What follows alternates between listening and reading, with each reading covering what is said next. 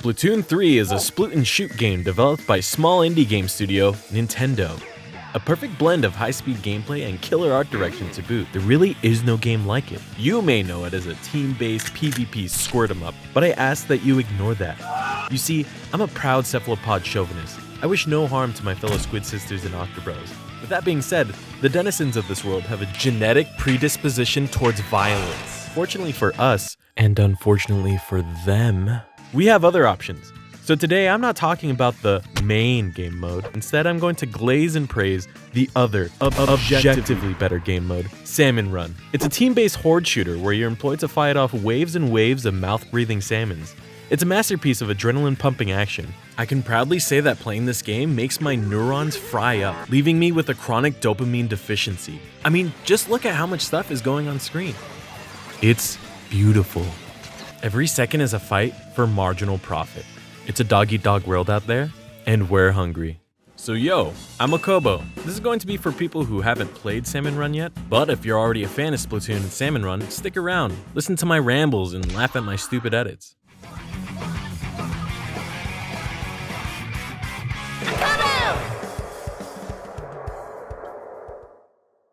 Salmon Run for Splatoon 3 is legitimately some of the most fun I've had in a Nintendo game in years. It really expands and builds upon the original version of Splatoon 2. But I had to point something out. Splatoon 2 has a devoted fanbase that share the objectively wrong opinion that their version of Salmon Run is better.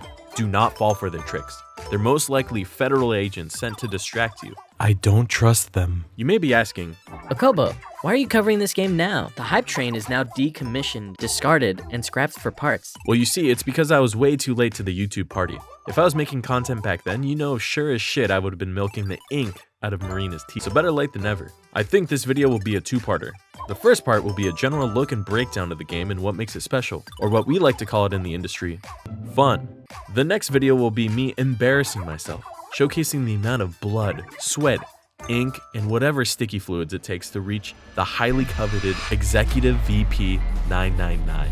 That video could take weeks, it could take months, it might never happen.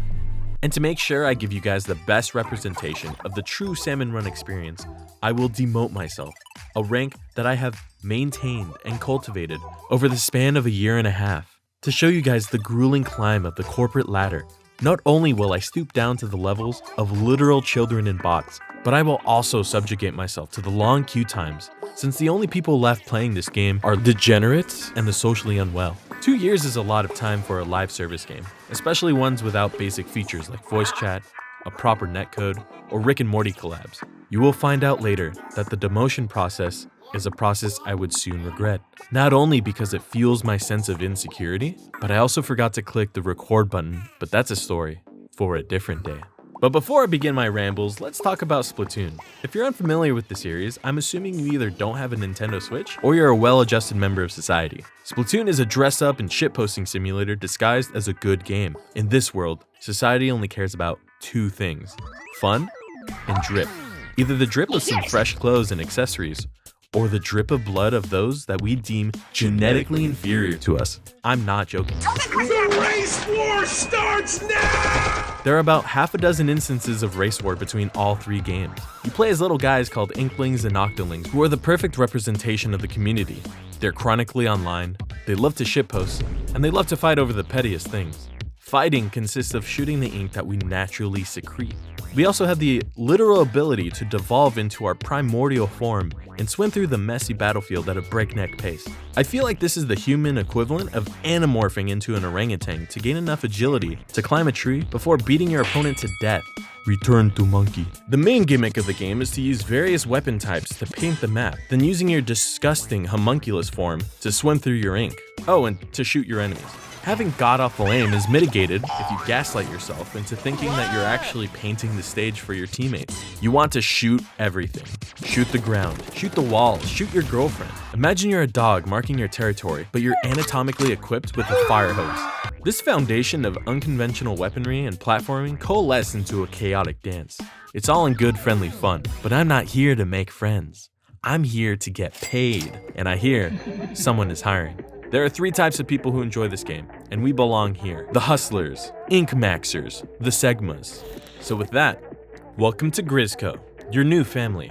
They're an enigmatic company who invites those with a can-do attitude to its ranks. I call it hell home. They pay us the big bucks. And by big bucks, I mean gachapon balls. This form of payment offers much needed excitement to our day-to-day. They contain everything to fit our minimum wage lifestyle. Money, food stamps, Cheers! and gaudy clothing. And speaking of gachapon balls, I want to thank today's sponsor, AFK. Job security is for those who are too scared to take risks. These rewards are used in conjunction with the main game mode, which I will ignore completely. Really, the only reward that you should be seeking out is a pat on the back and the satisfaction of a job well done. But we can't talk about Grizzco without talking about the man who started it all. Meet Mr. Grizz, your handler, your boss, your missing father figure. Now let me ask, fellas, is it gay to devote your life, your devotion to a bear? That's a trick question because Splatoon is as gay as it gets. It's a safe haven for everyone in the LGBT community. It's like Portland without the homeless. Every copy of Splatoon comes with a complimentary unironed pride flag. And with that I say happy Pride Month, everyone. But what exactly do we do? Well, we're in the egg farming business. Salmon eggs to be exact. And the best time to farm these eggs is during their titular salmon run. It's based off of a real-life phenomenon where multiple species of salmon migrate upstream to lay their spawn. In Splatoon, however, salmon evolve into semi-sentient creatures who are warrior-like in nature. They are a proud tribe of religious fundamentalists. They use cooking utensils as equipment, as their symbol of war. Their reason? They want to look as delicious as possible to other species. You see, salmonids do not fear death, and in fact, they welcome it. So if you think about it, we're merely participating in their rich culture. This world is a little fucked up. Keen viewers will notice I have been neglecting to mention the deeper lore. I'm not personally opposed to spoiling the story, it's just that after 500 hours, I haven't even bothered to play through the main campaign. I simply do not care. The only piece of world building that I need to emphasize is that the French are no more. The gameplay goes like this. You get dropped into a job site. You gruel through 3 rounds of bitrate eating action. Then you have to fight salmonids and bosses to get golden eggs in order to fill a quota. But let's be real, you're going to collect as many golden eggs as possible. Then you get flown out of there and you rinse and repeat. Seems simple, but every job has its fair share of obstacles, and this job is no different. The biggest obstacle you'll encounter is your fellow teammates. Especially if you're going freelance, get ready for this screen. When you fail the quota, everyone gives you a fluoride stare. You'll encounter some standard workplace hazards, namely the salmon who laid the eggs. Forgive them, for they do not understand the laws of supply and demand. They have the supply, and Grizz demands it. Some might consider this dirty work, but how can that be when we have threads this clean? Games like these are only as fun as the things you get to shoot. And let's just say Nintendo handcrafted the perfect species for us to gun down. These are quirky, goofy little guys, and I love them. It almost makes me feel bad to kill them. Almost. There are 2 classifications of enemies you'll have to worry about. The first is the cannon fodder. They make up the bulk of the salmon horde. What they lack in IQ, they make up for in numbers. They aren't very threatening on their own, but in larger groups, they're a force to be reckoned with. Salmon military strategy borrows heavily from contemporary battles seen in modern-day Walmarts during Black Friday sales. The main grunts are called chumps. You'll see them a lot. The small fry are these little gremlins, and they die in one hit, but they can sneak up on you amidst the chaos. You'll be surprised how often both of these guys will kill you by just chewing on your big toe. If you pop enough of these guys, you'll experience a dopamine rush like no other.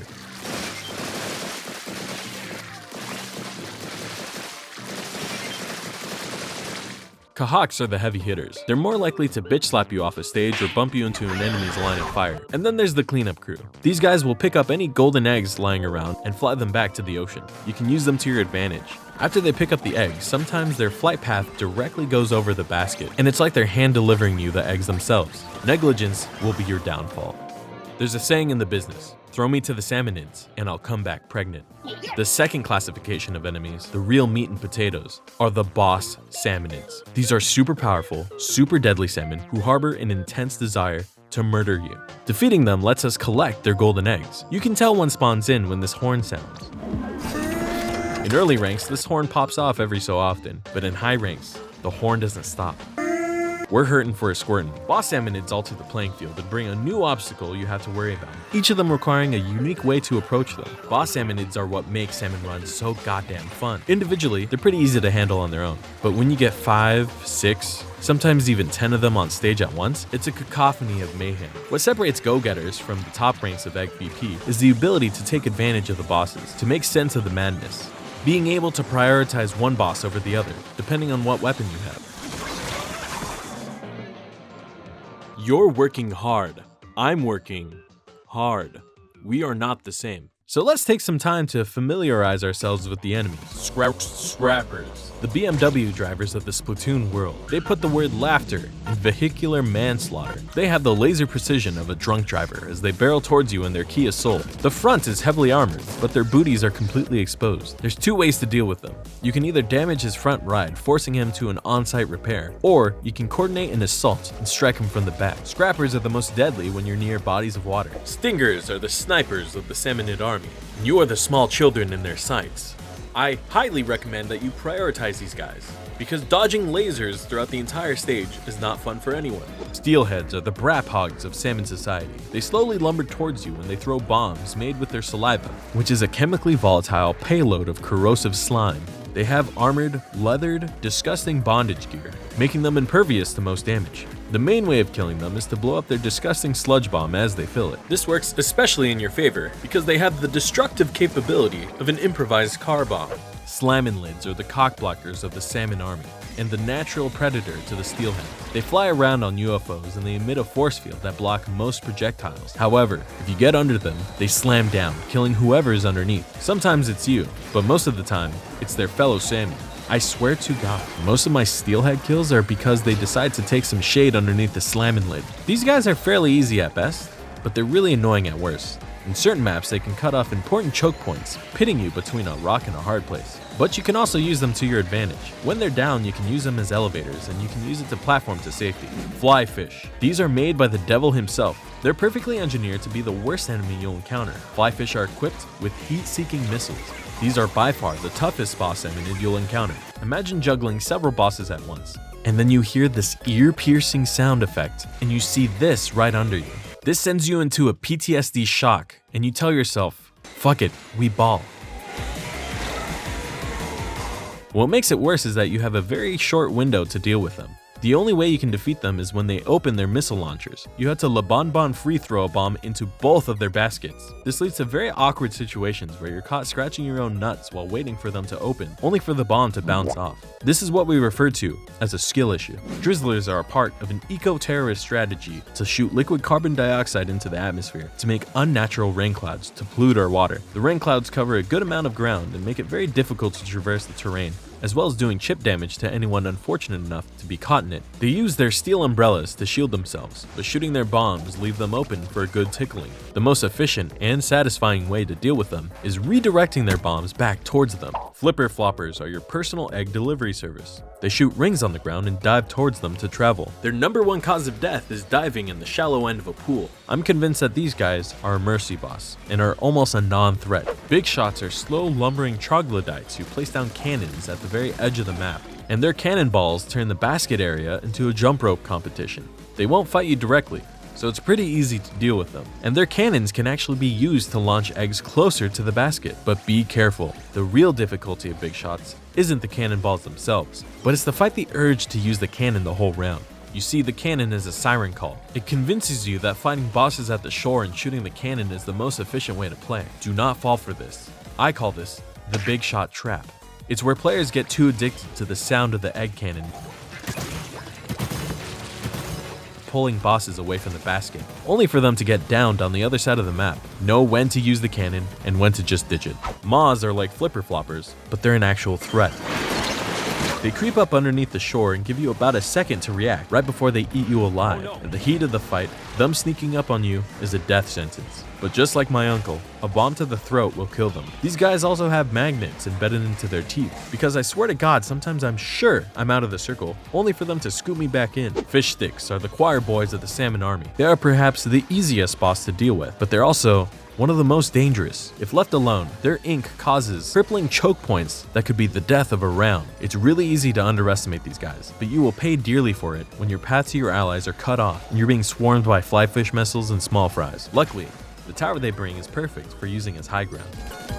Steel eels are walking death walls that hunt down a specific player with extreme prejudice. They are impervious to all forms of damage except for the pilot at the back. Nothing, and I mean nothing, can penetrate their ink wall, so in certain instances they can be quite the problem. I get steel eel jump scared constantly. Most of my death by them is actually a kahak just slamming me into their wall. So yeah, that's all the boss salmon in. But you know what they say, there's always bigger fish to fry. Something lurks in the water. The apex predators. These are the king salmonids. The keen viewer may have noticed that there's this little graphic right here. Every run, successful or not, fills up this gauge and increases the chance of a king salmonid appearance. These appear as the hidden 4th round. And sorry, I just love their entrances, so let's just play it again.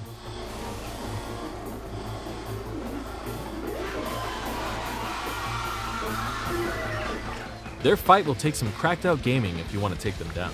During this round, salmonids still attack, but the golden eggs can be repurposed into high velocity cannonballs for you to do massive damage. You have to play perfectly if you want to defeat them, otherwise, you'll let them live, which is a shame in itself.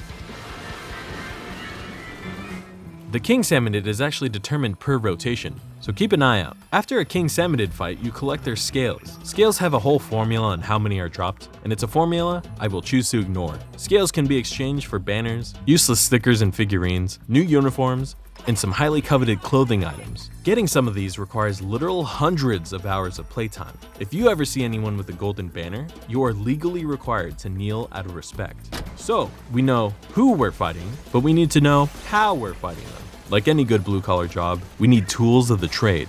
We have 3 means of defending ourselves: our main weapons, our splat bomb, and our specials. Our weapons are determined by whatever is in rotation for the run. There are about 11 categories, but really there are only like 3. Shooters, dualies, blasters, brellas, and splatlings are all your conventional guns. Shooters shoot, dualies shoot fast and give you a dodge roll. Blasters shoot slow and they explode. Brellas shoot slow and they suck.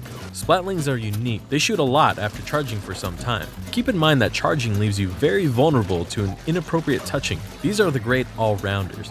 Chargers and stringers are your long-range weapons. Chargers are perfect for taking out bosses. Stringers, on the other hand, have a very wide tap shot for crowds, and they can condense their shots into a tight area for more concentrated bursts of damage. Rollers, ink brushes, and splatanas are your melee weapons. Rollers hit like a shopping cart to the ankle.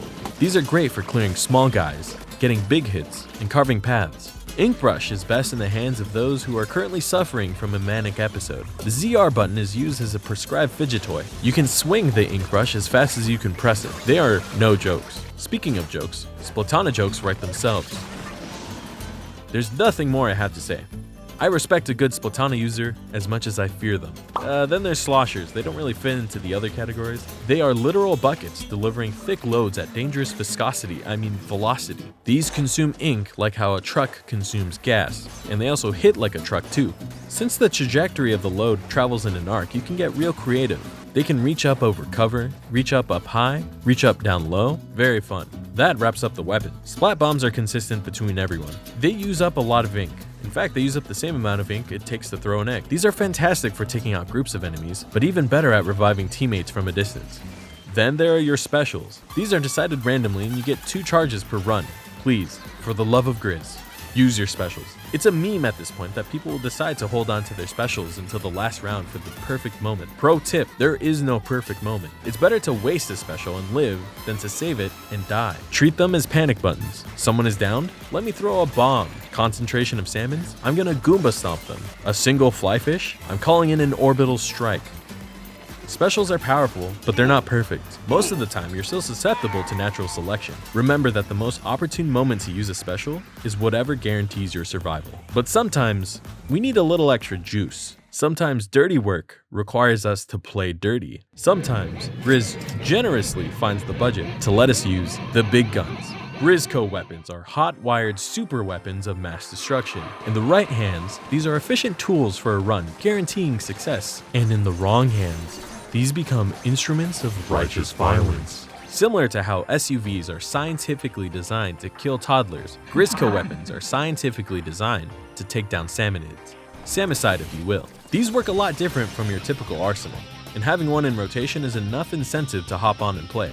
Some Grizzco weapons are more technical than others, but a lot of them share a ridiculous factor, like strapping a hot rod engine to a roller, or converting an umbrella into an AA-12, or Splatana that literally one-shots every boss in the game, fulfilling your anime power fantasies. This is peak gaming. Let's talk about map rotations, your stage for epic conquest. There are 7 maps in total. One thing you'll notice is that they all share a serene atmosphere, a perfect backdrop for the battle to come.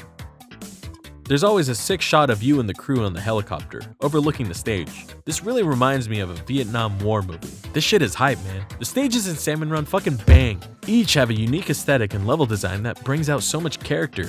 Geometry plays a key role in your strategy and execution of attack. Knowing the strengths and weaknesses of each level takes time, but with enough trial and error, these become playgrounds for you to swim, dash, and jump around in. This is important. Notice how we're stranded on a tiny island. We don't have to just worry about the salmon.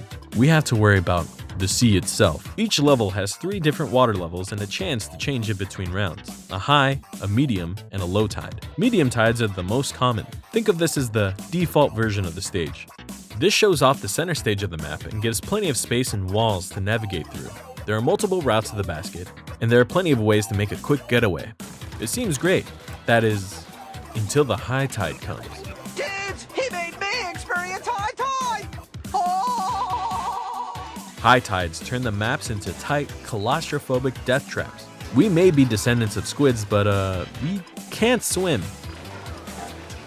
High tide is when you really have to lock in. There is literally no room for error. You have to deal with enemies fast, because if 1 or 2 steelhead spawns, their bombs can take about a fifth of the map.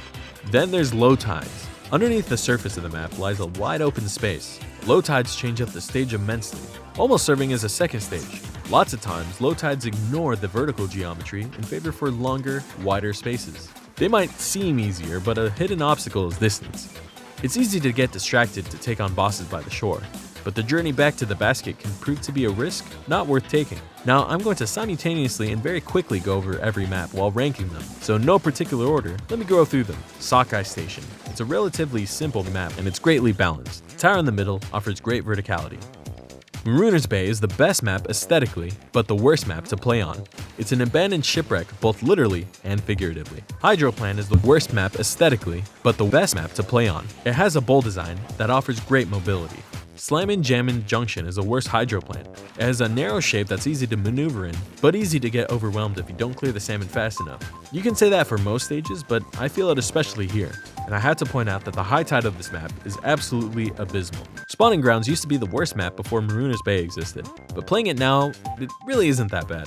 There is this Bridge of Death that flyfish love to spawn in at high tide. This alone puts it to D tier. Salmonid's Smoke Yard is okay. It's more gimmicky than the other maps for sure. There are these moving platforms that will either save you or kill you, and there is no in between. Bone Rattle Arena is fucking sick. So far, we've only been talking about normal rounds, but I haven't really even talked about special rounds. When nighttime falls, you know things are gonna get really silly. There are 2 classifications of special rounds, a good time and a bad time. The music plays a big role to identify which one is which. The more penisy it is, the easier it's going to be. Let's go over these real quick. Good time rounds are essentially free. Losing these should demote you instantly. If you fail these, what are you doing? Tornado, which is the easiest by far. A golden crate falls from the sky and eggs are doubled. The crate falls very far from the basket and it's basically just a big game of catch. And one of my favorites. Mudmouths are exaggerated soy jacks that spit out salmon, and they hunger for bombs. Goldie Seeking, which is basically just hide and seek, where you sacrifice the golden salmon to grizz. The other special rounds vary in difficulty. An easier one is Kahawk Rush, where Kahawks and other bosses launch a D-Day attack against you. To combat them, you're offered cannons to fight them off. This requires some form of teamwork, as you still need someone on the ground to collect all the eggs. There's also Mothership, where enemies are airdropped out of coolers. You play the role as anti-air guns, and you have to shoot them down. The mothership will try to steal the eggs from the basket, and you have to ward them off. Then there are ones that really test the camaraderie and mental strength of your crew. These are Goldflies and Grillers. Remember that joke I made earlier about Black Friday rush sales? I wasn't kidding this time. You are the shiny 80-inch flat screen TV marked at 70% off, and the Salmons are your average Walmart shoppers. Grillers are more manageable, require some sort of spatial awareness, something that most people, including myself, lack. And brother, the fog is coming. And that about wraps up the special stages. Splatoon operates on a very strict map rotation schedule, where every couple of hours, the playable stages are changed to keep it fresh. Salmon Run operates in the very same way, except instead of every 2 hours, it's every 40 hours. Want to know what weapons we're bringing or where we're fighting them? To find out, we can check the in-game schedule, or we can simply check our phones. Install Nintendo's bloatware app to check the schedule and to see if it's even worth it to clock in. I find this immersive. It's like I'm really an employee checking my phone to check my shifts. Being a live service game and all, you are at the mercy of the winds of change. And let me tell you, some rotations are outright barbaric. The amount of enjoyment you experience in Salmon Run is solely determined by some Nintendo employee back in Japan. More often than not, you'll get a balanced weapon rotation that fits well with the current stage. Looks like we can assume that the man up in Japan had a good day. Good for him, but sometimes you'll get a rotation so bad, so sadistic, you can tell that our boy is thugging some stuff out. Maybe his wife cheated on him. Maybe his boss yelled at him. Maybe he got a bad pull from today's sponsor. As if he's lashing out, he takes out his anger and frustration on us. If he can't have a good day at work, neither can we. The cycle of abuse in the workplace culture is a downward spiral, and boy, I'm spiraling. So I ask, please, to the overworked Japanese man who's controlling the rotation, I hope you're doing well. Stop giving your strongest players your worst battles. So with all that being said, Salmon Run is fantastic. Hopefully you get the idea.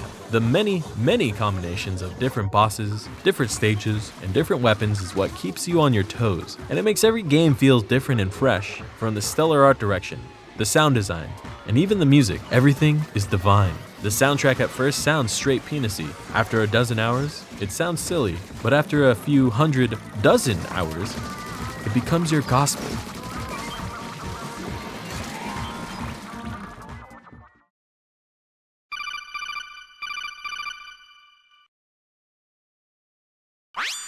Oh, Mr. Grizz, do you need me to come in today?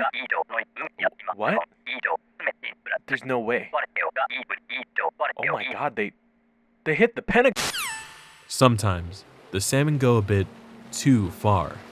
They stray off course and they end up committing heinous, violent acts on our home soil. This is not a drill.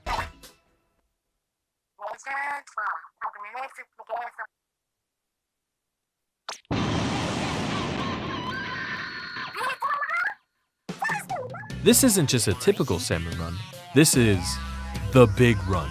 They have gone too far. This mode is a momentous occasion where the salmons overstep their boundaries and decide to invade our turf.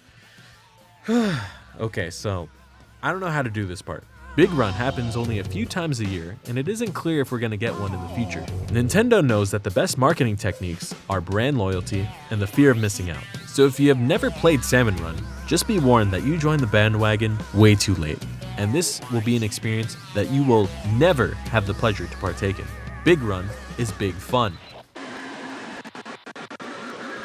You have a limited amount of time to play, and you have to grind eggs to get a high score. The maps take place in the multiplayer maps, and you can tell that these weren't balanced for Big Run in mind. Every time you participate in a round, you have to collect golden eggs and to try to beat a high score. You get different rewards based off of what percentage you place in. The top whatever percent gets a golden trophy, and then there's silver and bronze. The main reward is bragging rights, and a badge for your player card, and a trophy that nobody will ever see. The highest scores are reserved for the best of the best, mainly Southeast Asian players and the unemployed. Nintendo really loves implementing cool ideas only for them to let it go entirely. So, yeah, I would talk about Big Run more, but like I said, I don't know if they're going to ever do it again. The latest one was called the Big Run, where they had every single map that they had so far. This gives a sense of finality that I am not emotionally ready to let go of yet. And let's just say, yo boy got the golden trophy. Let's go. There's so much I wanted to cover. I can easily talk about this game for over an hour, but I think this is a good spot to stop. I adore this game. and I think Nintendo should really get their ass into gear and to make this game mode even bigger. I know I'm very, very late to the party, but like I said, gotta get all my favorite games out of the way. Really, this was just an excuse to make as many genocide and capitalism jokes as I could, which is the foundation of Splatoon after all. This video was also an opportunity for me to just boot up my Nintendo Switch and to reconnect with some friends that I used to play with. As of writing this, I'm still grinding to Executive VP 999. Hopefully that video comes out soon. Hopefully that video gets made at all. Well, this is the end of the video. If you guys are still here, you know what to do. I just want to thank you guys so much if you made it this far, and yeah, more videos to come. Good night.